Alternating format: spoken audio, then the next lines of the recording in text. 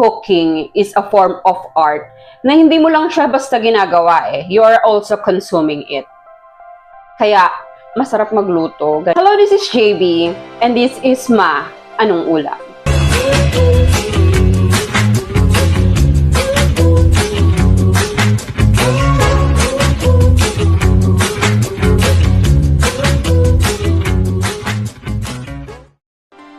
So, bakit ko ba naisip gawin itong YouTube channel na to? The main purpose of this YouTube channel is to help mothers. Pero nagsimula talaga to nung kinasal yung kapatid kong bunso. She was married last December 2025. And I promised her that I will create a cookbook for her para sa kanyang bagong journey.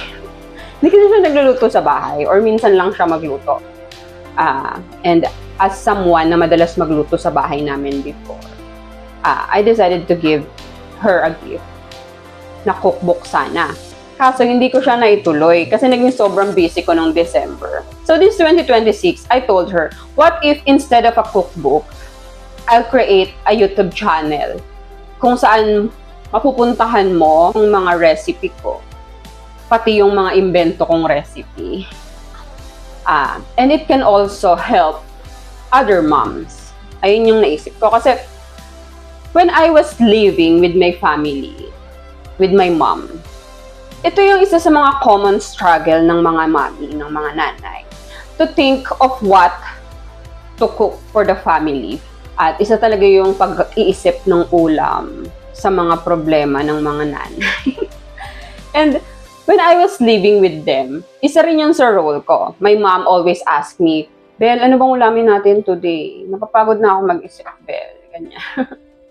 Sobrang exhausting niya talaga. Lalo na kung may mga kapamilya kayo na maaarte sa pagkain or mapili sila sa pagkain. And, ayun, since cooking for me is also a form of an art, I really love doing cooking. Isa to sa mga stress relief ko. Kapag, alam niyo yun, exhausted ka na sa lahat, including your hobbies. And I also have this drive in myself that for me, cooking is a form of art na hindi mo lang siya basta ginagawa eh. You are also consuming it. Kaya, masarap magluto, ganyan. You do it from your heart and you cook intuitively. Intuitively lang ako magluto, wala akong sukatan or whatever. Just do it freestyle. At ganung paraan ko kayo tuturuan kung paano natin lulutuin tong mga recipe na pinagtitripan ko lang din talaga minsan. Tapos isa pa yon, nung nag-solo living kasi yung kapatid ko before, isa rin yun sa problem niya eh. Lagi siyang, wala na akong maisip lutuin, ganyan. So, bukod sa kagustuhan ko na matulungan yung mga mama, yung kapatid kong bunso, gusto ko rin matulungan yung mga nagsa-solo living sa pag-iisip ng uulamin nila for that day, for a certain day. Kasi isa rin talaga yun sa nakaka-exhaust na gawin when you are doing solo living. So, tatry ko na mag-offer ng mga recipe na mabilis lutuin. Pero mag-offer din ako ng mga recipe for your weekend trippings. Yung mga gusto nyong lutuin pag weekend na mas mahaba yung panahon nyo. And ayun, I really love cooking. It's one form of my love languages that I really have this drive. I want to cook food for the people I love. Nagbibiruan nga kami dati ng friend ko na what if magpa-feeding program na lang daw ako sa mga kaibigan ko, ganyan. Yeah, ayun. And back in 2020, I guess, I had a little food business na nawalan kasi ako ng work noon. Ay hindi, umalis talaga ako sa trabaho. Kaya nagbebenta ako ng iba't ibang klase ng pasta sa mga katrabaho ng mga kapatid ko, sa mga kapitbahay, online, ganyan. And somehow, it sustained my life for that certain moment. Though, hindi rin siya ganun nag-boom. Kasi wala naman din akong pwesto, nasa bahay lang ako.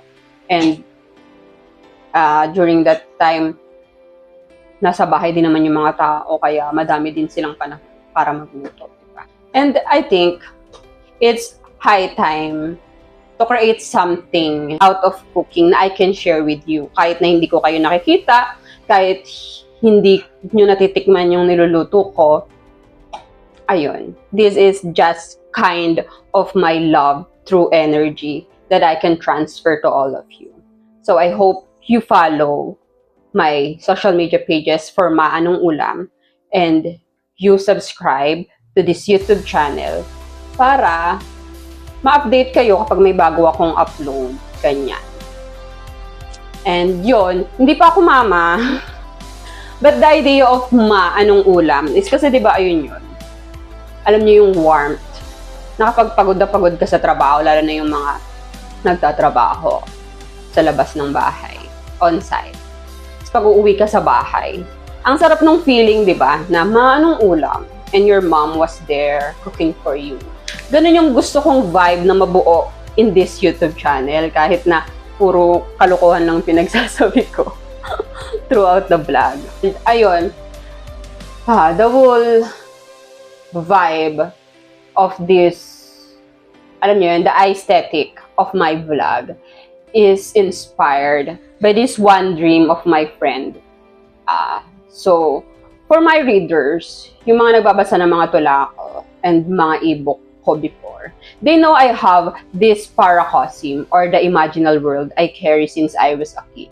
And in that place, I have this kid na we call him Nagi. He loves food. He loves cooking. And then one day, my friend Marge, hindi niya alam kung anong klaseng bata si Nagi in my imaginal world. Pero, nanaginip daw siya na nasa isang bahay ako, different from this place. Tapos napanaginipan niya na may batang lalaki daw ang kasama ko sa bahay na yun. And kinukulit niya daw si Marge na kumain na sila. The dream is about enthusiasm sa pagkain.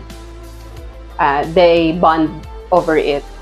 And then, what's magical about it is that the morning before napanaginipan siya ni Marge, I have this scene in my paracosm where Nagi told me na sobrang excited niya daw kumain and we laugh about it. And I told him, ang takaw mo talaga. And Nagi said, kapag ba excited kumain, matakaw agad. So ayun, dun ko hinugot. Hindi ko lang kung nagagets nyo yung lagay ng utak ko. Pero ganun kasi akong tao. I have this wild imagination. And it's so magical that sometimes my imagination, even if I don't tell it to my friend, Marge, naglilik yung imagination ko sa panaginip niya. And it's a kind of metaphysical magic for me. So ayun yung whole vibe ng aesthetic, kaya parang bata yung vibe ng aesthetic ng vlogs na to.